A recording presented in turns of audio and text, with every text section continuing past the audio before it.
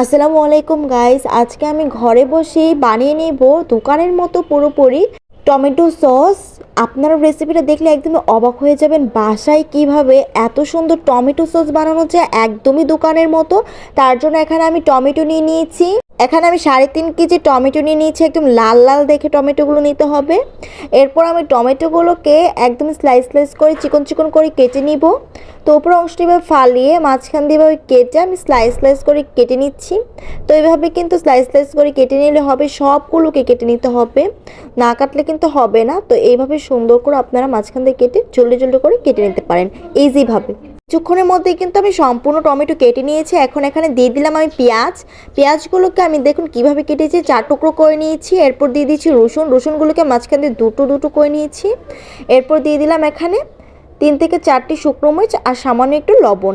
দেওয়ার পর আমি বসিয়ে দেবো সিদ্ধর জন্য টমেটোগুলোকে।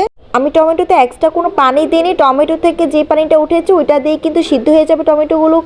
এখন টমেটোগুলোকে একদমই নরম নরম করে সিদ্ধ করে নিতে হবে, যতক্ষণ পর্যন্ত সিদ্ধ হবে ততক্ষণ পর্যন্ত এভাবে নেড়ে যেতে হবে। তো এইভাবে আমি কিছুক্ষণ পর পর আমি নেড়ে দিচ্ছি টমেটোগুলোকে। এখন দেখুন বলক চলে এসেছে, টমেটোগুলো কিন্তু প্রায় সিদ্ধ হয়ে গিয়েছে। এখন আমি টমেটোগুলোকে উঠিয়ে নিব। এবার টমেটোগুলো সিদ্ধ হয়ে গিয়েছে, এখন আমি টমেটোগুলোকে ব্লেন্ড করে নিতে হবে। তো আমি ব্লেন্ডারে দিয়ে দিব। ব্লেন্ডারে জারের মধ্যে দেওয়ার পর টমেটো সবগুলোকে ব্লেন্ড করে নিব। তো অবশ্যই সবগুলোকে ব্লেন্ড করে নিতে হবে। এই অল্প উপকরণে যে এত মজার টমেটো সস বাসায় তৈরি হয়ে যায়, এটা কিন্তু আপনারা বিশ্বাসই করবেন না। এই তো দেখুন আমি কিন্তু ব্লেন্ড করে নেওয়ার পর একটু ছেঁকে নিচ্ছি। তো এখন জাস্ট এটা ছেঁকে একটা বড় হাঁড়িতে দিয়ে দিতে হবে।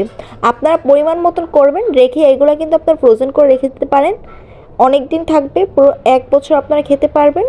তো এখন আমি টমেটোগুলোকে ছেঁকে কাঠটাকে আলাদা করে নিব, আর টমেটোর যে মিশ্রণটা এটা আমি একটা প্যানে নিয়ে নিব।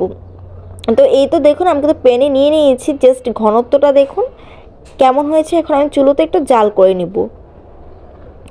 তো এর জন্য আমি এখন সসটার মধ্যে দিয়ে দিব মরিচ গুঁড়ো, তারপর সামান্য একটু লবণ, তারপর আমি এখানে দিয়ে দিব 1 কাপ চিনি দিয়ে দিয়েছি।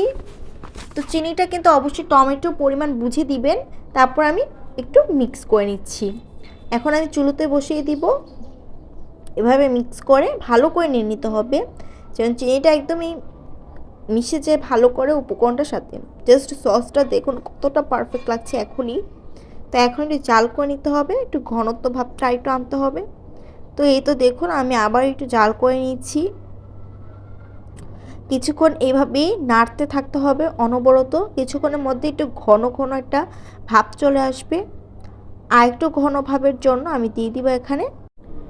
তো এখানে আমি আরও কিছু উপকরণটা ইউজ করব, দেখতেই পাবেন কী কী ইউজ করব। তো কিছুক্ষণের মধ্যে যখন টমেটোটা ভালো করে এরকম একটা ঘন ঘন ভাব চলে আসবে, তখন আমি এর মধ্যে দিয়ে দিব ভিনেগার। তো ভিনেগারটা আমি এখানে 1 কাপ দিয়ে দিব। তো 1 কাপ ভিনেগার দিয়ে দিয়েছি। দিয়ে আমি ভিনেগারটা দেওয়ার কারণ হলো কি, যে এইটা কিন্তু আমরা অনেক দিন লাগিয়ে খাবো, কারণ টমেটো সস যেহেতু এটা একটু বেশি দিন লাগিয়ে খাওয়ার জন্য বানানো হচ্ছে। তো এটা বেশি দিন রাখার জন্য এখানে ভিনেগারটা ইউজ করেছি, যেন নষ্ট না হয়ে যায়। ভিনেগারটা অবশ্যই ইউজ করতে হবে। তো এখন আমরা এখানে কর্নফ্লাওয়ারটা ইউজ করব। কর্নফ্লাওয়ারটা আমি একটু পানিতে গলিয়ে নিব। তো তার জন্য একটা কাপের মধ্যে অল্প একটু কর্নফ্লাওয়ার দিয়ে আমি একটু পানি দিয়ে দিয়েছি, যেহেতু টমেটো এমনি তো একটু আঠালো মিষ্টির এমন একটু ঘন ঘন ভাব আসে, তার জন্য কর্নফ্লাওয়ারটা একটু কম করে দিতে হবে।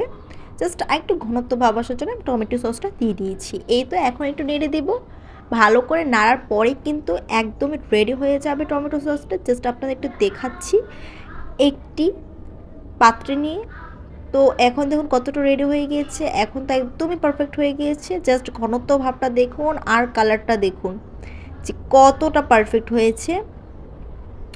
এখন আমি এইটাকে ছেঁকে নিচ্ছি।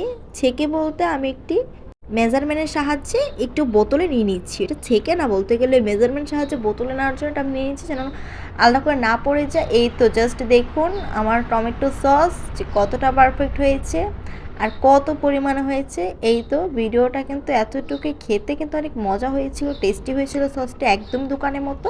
দোকানে অস্বাস্থ্যকর খাবারের থেকে বাসায় এইভাবে স্বাস্থ্যকরভাবে টমেটো সসটা বানিয়ে নিতে পারেন। বাচ্চাদের নাস্তা কিংবা যে কোনো খাবারের সাথে কিন্তু টমেটো সস নাস্তাটার মধ্যে যায়। তো ভিডিওটা এতটুকুই, সব ভালো থাকবেন, আল্লাহ হাফেজ।